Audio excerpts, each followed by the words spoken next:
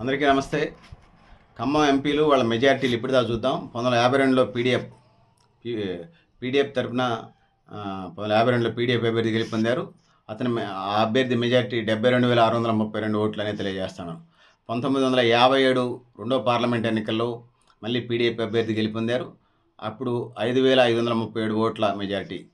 దాని తర్వాత 1962లో కాంగ్రెస్ అభ్యర్థి గెలిచారు. 12,060 ఓట్ల మెజారిటీ.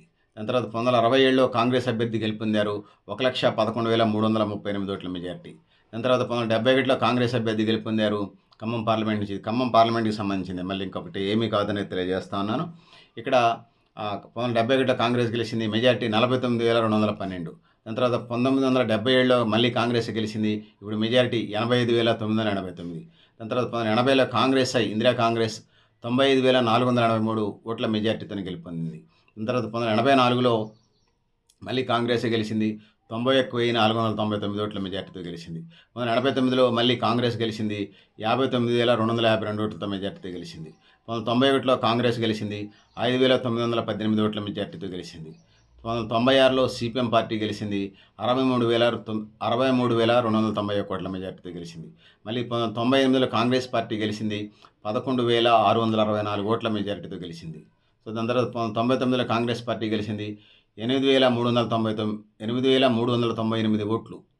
1999లో కాంగ్రెస్ పార్టీ 8,398 ఓట్లతో రేణుకా చౌదరి మద్దినేని స్వర్ణకుమార్ మీద గెలిచింది. 2004లో కాంగ్రెస్ పార్టీ గెలిచింది. ఇక్కడ 1,08,888 ఓట్లు. 1,08,880 ఓట్లు మళ్ళీ రేణుకా చౌదరి గెలిచారు.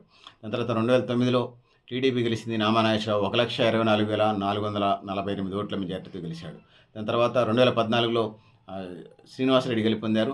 12,204 ఓట్లు.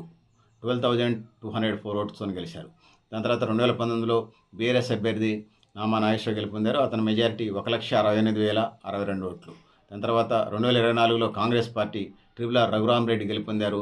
4,67,847 ఓట్ల మెజారిటీతో గెలుపొందారు. సో ఇది ఖమ్మానికి సంబంధించిన పిక్చర్ అని తెలియజేస్తున్నాను. నేను గరిడేపల్లి సత్యనారాయణ.